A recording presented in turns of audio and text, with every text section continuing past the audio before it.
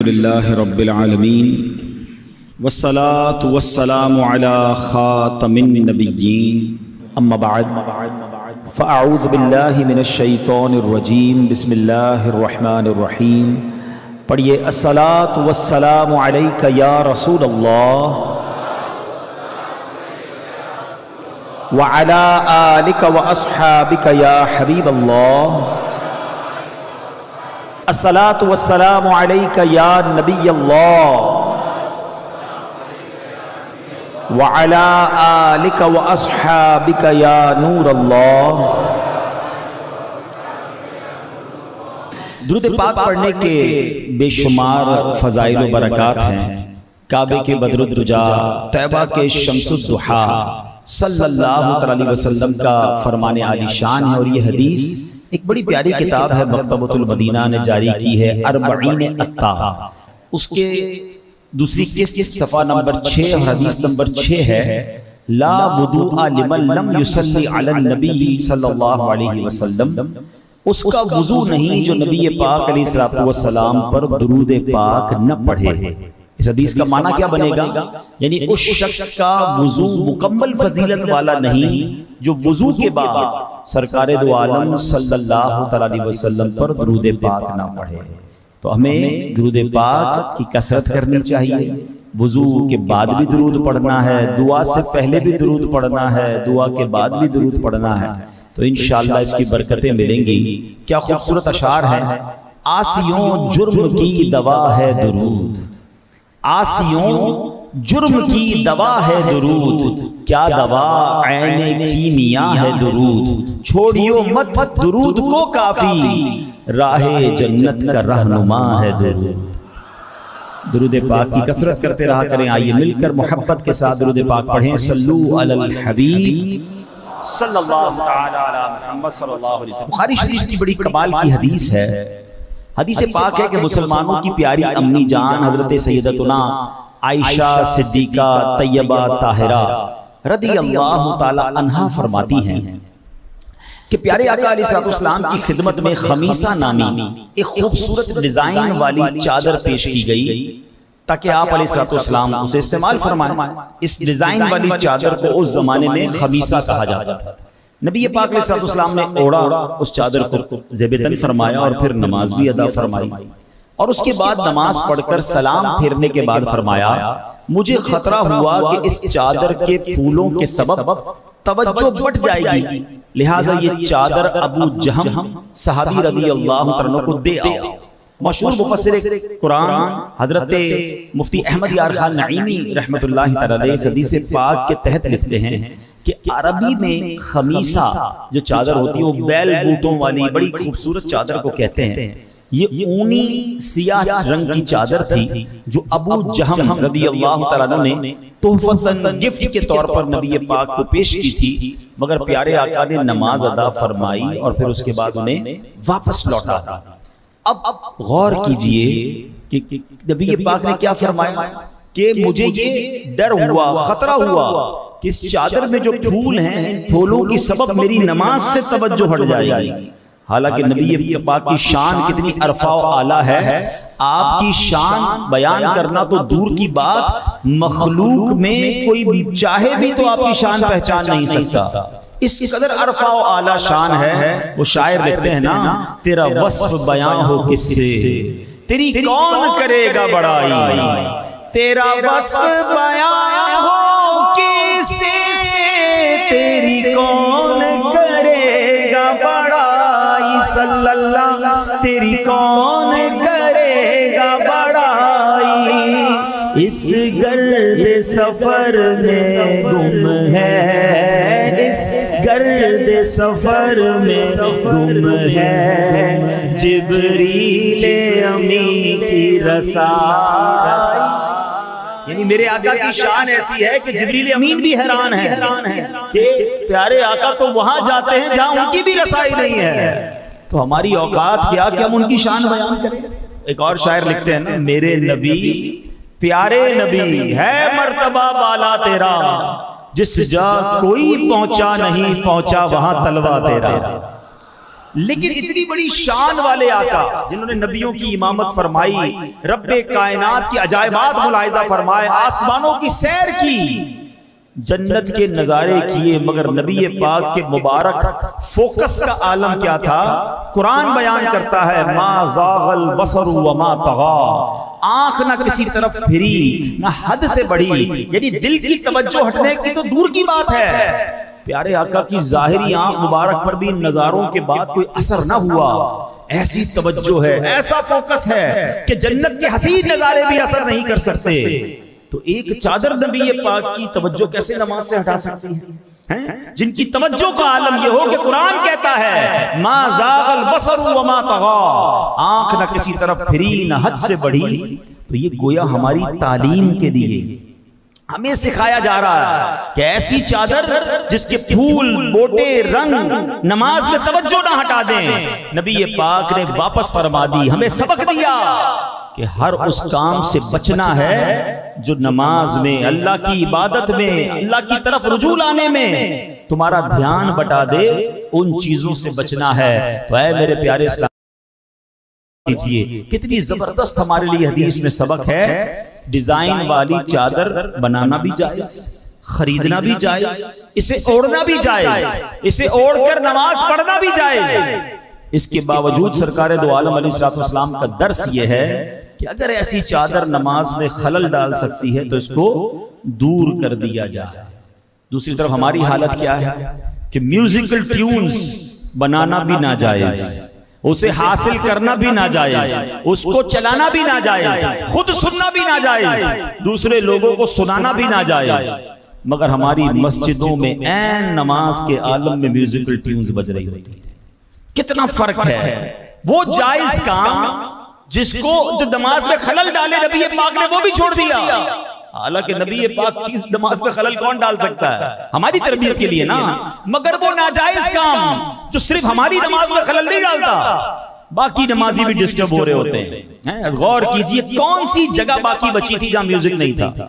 بازاروں میں میوزک، بسوں میں میوزک، ٹرینوں میں میوزک، جہازوں میں میوزک، ایئرپورٹ میں میوزک، ہمارے شاپنگ سینٹر، ہر طرف یہ تباہی بچی ہوئی ہے، کسی کو خیال ہی نہیں ہے۔ بلکہ اب تو میں ایک دو جگہ لفٹوں میں گیا، کسی بلڈنگ کی نئی لفٹ لگی ہوئی تھی، آفس ٹاور تھا، اس کی لفٹ میں بیٹھے ہوئے لفٹ چل رہی ہے، اس میں میوزک۔ میں نے کہا اللہ کے بندوں آپ کی آفس ہے، آپ ہر آنے والے کو میوزک سنا رہے ہیں، اگر اس میں آپشن ہے تو اس کے اندر کوئی اچھی چیز لگا لو بھائی، کوئی چڑھائی پر چڑھنے کی دعا لگا لو، سواری پر چڑھنے کی دعا لگا لو۔ یہ کیا لگایا ہوا ہے آپ کو؟ احساس بھی نہیں ہے لوگوں کو کہ میری وجہ سے نہ جانے کتنے لوگ میوزک سن رہے ہیں۔ اب جو یہ گانوں کی اور میوزک کی ٹیون رکھتے ہیں، ہمیں کوئی کال کرے تو وہ جناب میوزک سنے، ہم نہیں سن رہے، وہ سنے اور اس کا گناہ بھی مجھے ملے۔ کتنا عجیب معاملہ ہے، کسی کو احساس تک نہیں ہے۔ لیکن ان تمام برائیوں میں ایک جگہ باقی تھی۔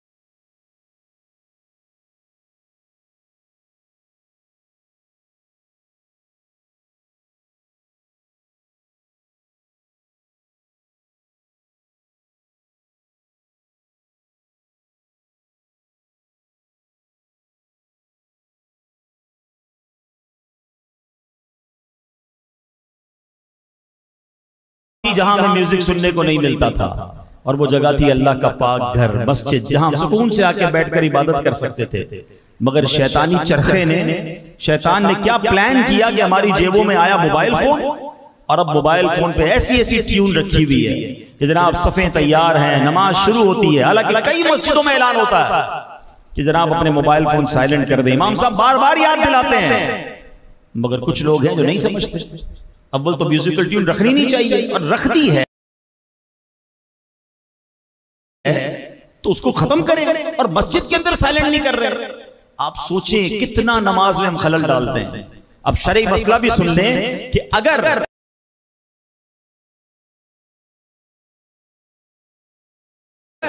کسی کے موبائل میں میوزیکل ٹیون ہے اور وہ موبائل بج پڑا، اب اس کو لگتا ہے کہ یار بند نہیں ہو رہا مجھ سے، عمل قلیل کر کے نہیں بند ہو رہا، یعنی ایک ہاتھ کے اشارے سے بند نہیں ہو رہا، تو اب اس پر حکم یہ ہے کہ وہ اپنی نماز توڑے، پہلے وہ میوزیکل ٹیون بند کرے، اپنے موبائل کو سائلنٹ کرے، پھر نماز میں شامل ہو۔ ایسا نہیں کہ نماز وہ پوری پڑھی جا رہا ہے اور پوری مسجد گونج رہی ہے میوزک سے، کتنے لوگوں کی نماز خراب ہوتی ہے۔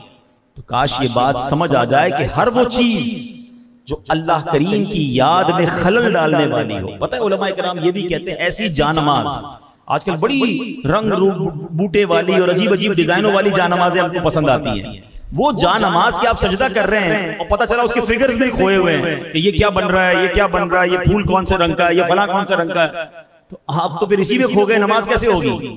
تو ہر وہ چیز جو اللہ کی یاد سے، عبادت سے غافل کرے، خلل ڈالے، ہمیں اس کو اپنے آپ سے اچھا ایک اور بات اور ہم آتے کتنی دیر ہے مسجد میں؟ اول تو اذان ہو گئی، لوگ کہتے ہیں بیٹھو ابھی تو 15 منٹ باقی ہے، پھر نماز کے لیے اعلان ہوتا ہے کہ 5 منٹ رہ گئے ہیں، یا کوئی درود پاک پڑھتے ہیں مسجدوں میں تاکہ اندازہ ہو جائے کہ اب 2-4 منٹ رہ گئے، پھر بھی مسجد گھر سے نہیں نکلتے، آفس سے نہیں نکلتے۔ کچھ لوگ جناب جماعت کھڑی ہونے کے بعد آتے ہیں، کچھ آخری رکعت میں آتے ہیں، جیسی نماز ختم ہوتی ہے واپس جاتے ہیں، یعنی آنا بھی 10 منٹ کے لیے مشکل سے 15 منٹ کے لیے، اور اس 10-15 منٹ میں بھی دھیان کہیں اور ہے، خلل کہیں اور ہے، میوزیکل ٹیون بج رہی ہیں۔ اب سوچیں تو صحیح کر کیا رہے ہیں۔ اللہ کرے کہ مسجد میں زیادہ وقت گزاریں اور با ادب طریقے سے گزاریں، اور اپنی گھر میں بھی نماز اگر پڑھ رہے ہیں، قرآن پڑھ رہے ہیں، ان چیزوں سے دور رہیں جو چیزیں آپ کو اللہ کی طرف لو نہیں لگانے دے رہے، آپ کے فوکس کو، آپ کی توجہ کو ڈسٹرب کر رہی ہیں۔ حضرت ابو طلحہ انصاری رضی اللہ عنہ کمال کے صحابی ہیں، ان کے بہت سارے پیارے پیارے واقعات ہیں۔ ان کے پاس ایک باغ تھا، ایک باغ کے مالک تھے اور نماز ادا کر رہے تھے، اور یہ نفل نمازی ہوگی کیونکہ فرض نماز تو نارملی صحابہ نبی پاک کے پاس مسجد نبوی شریف میں آ کے ادا کرتے تھے۔ تو باغ میں نماز پڑھ رہے تھے، اچانک خاکی رنگ کا کبوتر باغ میں اڑا اور کہیں باہر نکلنے کا راستہ تلاش کرنے لگا، کبھی ادھر اڑتا کبھی ادھر اڑتا، بڑا حسین منظر تھا۔ آپ کی توجہ کبوتر کی طرف چلی گئی، نفل پڑھتے پڑھتے توجہ اس کبوتر کی طرف گئی، بڑا حسین نظارہ تھا، مگر جب توجہ بٹی نا تو آپ رکعتیں بھول گئے کہ کتنی رکعتیں میری ہوئی ہیں۔ نماز سے فارغ ہوئے، خود پرندہ نہیں اڑایا تھا، ان کا جذبہ دیکھیں، انہوں نے پرندہ نہیں اڑایا تھا، ان کی توجہ ہٹنے میں ان کا کوئی قصور بھی نہیں تھا، مگر باغ آپ کا تھا۔ آپ نے سوچا اگر یہ باغ نہ ہوتا تو میں باغ میں نماز نہ پڑھتا، باغ میں نماز پڑھی ہے تو پرندہ آیا تو اس نے میری توجہ بٹا دی۔ سرکار علیہ الصلوۃ والسلام کی بارگاہ میں حاضر ہو کر کہتے ہیں حضور اس باغ کی وجہ سے میری توجہ نماز سے ہٹ گئی، میں اپنی رکعتیں بھول گیا، میں پورا باغ ہی اللہ کی راہ میں صدقہ کرتا ہوں۔ کمال لوگ تھے، کتنی نماز سے پیار، کتنا عبادت سے پیار، ہر وہ چیز جو اللہ کی بارگاہ میں حاضری میں توجہ بٹائے اس سے وہ دور رہتے تھے۔ اور آج ہمارا حال کیا ہے؟ ہم اگر مثال کے طور پہ اگر آج جس نے عشاء کی نماز با جماعت پڑھی ہے، اپنے آپ سے پوچھ لیں، مجھے جواب نہ دیں امام صاحب نے پہلی رکعت میں کون سی تلاوت کی تھی، دوسری رکعت میں کیا تلاوت کیا تھا، آپ کو اندازہ ہو جائے گا ہماری توجہ کا عالم کیا ہے۔ آپ کہیں گے حضرت یہ تو 1 گھنٹہ ہو گیا جماعت کو، چلیں کل کر لیجئے گا ٹیسٹ، مغرب کے بعد اپنے آپ سلام پھیرتے ہی پوچھ لیجئے گا، عشاء میں سلام پھیرتے ہی پوچھ لیجئے گا اپنے آپ سے، آپ کو اندازہ ہو جائے گا ہم کہیں اور ہی ہوتے ہیں۔ وہ چٹکلا ہے نا، ایک تاجر تھے، کاروباری شخص تھے، اور عشاء کی نماز بڑی پابندی سے جماعت سے پڑھتے تھے۔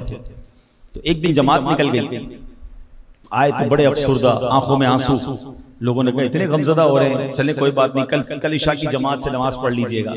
کہتے ہیں اس لیے غم نہیں ہے کہ عشاء کی جماعت چلی گئی، معاملہ یہ ہے پورے دن کام کاج کر کے جب عشاء کی جماعت میں آتا تھا نا امام صاحب 4 رکعتیں پڑھاتے تھے، میں پورے دن کا دکان کا حساب جو ہے وہ نماز میں ہی کر لیتا تھا۔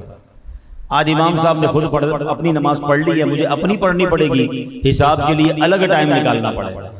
تو ہم میں سے بہت سو کا یہ حال ہوتا ہے، اور ہمارے اسلاف وہ باغ صدقہ کر دیا جو باغ نماز میں خلل کا سبب بنا۔ غور کریں میرے پیارے اسلامی بھائیوں، قرآن مجید فرقان حمید میں رب ارشاد فرماتا ہے وَاذْكُرِ اسْمَ رَبِّكَ، اور اپنے رب کا نام یاد کرو، یعنی اے حبیب علیہ السلام آپ رات اور دن کے تمام اوقات میں رب کا نام یاد کرتے رہیں، چاہے وہ تسبیح اور کلمہ طیبہ پڑھنے سے ہو، نماز ادا کرنے سے، قرآن پاک کی تلاوت کرنے اور علم کا درس دینے کے ساتھ ہو۔ مزید قرآن میں رب نے فرمایا وَتَبَتَّلْ إِلَيْهِ تَبْتِيلًا، اور سب سے ٹوٹ کر اسی کے بنے رہو، یعنی اللہ پاک کی عبادت ایسی ہو کہ اس کے سوا کسی کی یاد دل میں نہ ہو، دنیا کے تعلقات اس وقت ختم ہو جائیں، میں رب کی بارگاہ میں حاضر ہو جاؤں۔ کاش ہمیں یہ سعادت مل جائے، اتنی سی اللہ پاک کی محبت تو دل میں آ جائے کہ کم از کم جب سجدہ کریں تو سجدے میں دل یاد الہی میں ڈوبا ہوا ہو، اس کے سوا کسی کی طرف توجہ نہ ہو۔ ایک بار مولا علی شیر خدا کرم اللہ تعالی وجہ الکریم سے امام حسن مجتبیٰ نے بڑا کمال کا سوال کیا۔ آپ کے صاحبزادے ہیں نا، نبی پاک کے نواسے ہیں، کہتے ہیں اے بابا جان یہ تو بتائیے کیا آپ مجھ سے محبت کرتے ہیں؟ مولا علی نے کہا جی بیٹا میں آپ سے محبت کرتا ہوں۔ کہا آپ حسین سے بھی محبت کرتے ہیں رضی اللہ تعالیٰ عنہ؟ کہا میں حسین سے بھی محبت کرتا ہوں۔ بابا جان کیا آپ ہماری امی جان سے بھی محبت کرتے ہیں؟ کہا ان سے بھی محبت کرتے ہیں۔ کیا ہمارے نانا جان پیارے آقا علیہ السلام سے بھی محبت کرتے ہیں؟ کہا ان سے بھی محبت کرتا ہوں۔ کہا اللہ سے بھی محبت کرتے ہیں؟ کہا اللہ سے بھی محبت کرتا ہوں۔ امام حسن بچے تھے، چھوٹی عمر میں تھے، کہتے ہیں ایک دل میں اتنی ساری محبتیں کیسے آ گئی؟ آپ تو سب سے محبت کرتے ہیں۔ تو مولا علی تو پھر مولا علی ہے نا، آپ کے علم کا عالم کیا ہے؟ نبی پاک فرماتے میں علم کا شہر ہوں، علی اس کا دروازہ۔ کیا جواب دیا؟ آپ فرماتے محبت تو سب سے کرتا ہوں مگر تم دیکھتے نہیں، جب نماز کا وقت آتا ہے تو سب کو چھوڑ کر ایک کی بارگاہ میں حاضر ہو جاتا ہوں۔ ہاں یہ توحید کا بھی درس ہے۔ آپ فرماتے ہیں اصل محبت تو اللہ سے کرتا ہوں اور اللہ کی وجہ سے باقی سب سے محبت کرتا ہوں۔ ہماری دنیا کی جتنی محبت ہے نا وہ اللہ کے لیے ہونی چاہیے۔ اللہ والوں سے محبت اللہ کی محبت ہے، اللہ کے نبیوں سے محبت ایکچولی یہ رب سے محبت ہے، صحابہ اور اہل بیت سے محبت کیونکہ یہ اللہ والے ہیں اس لیے محبت ہے۔ ایک انسان اپنے بیوی بچوں سے پیار کرتا ہے اس لیے کہ میرے اپنے ہیں، مجھے اچھے لگتے ہیں، شاید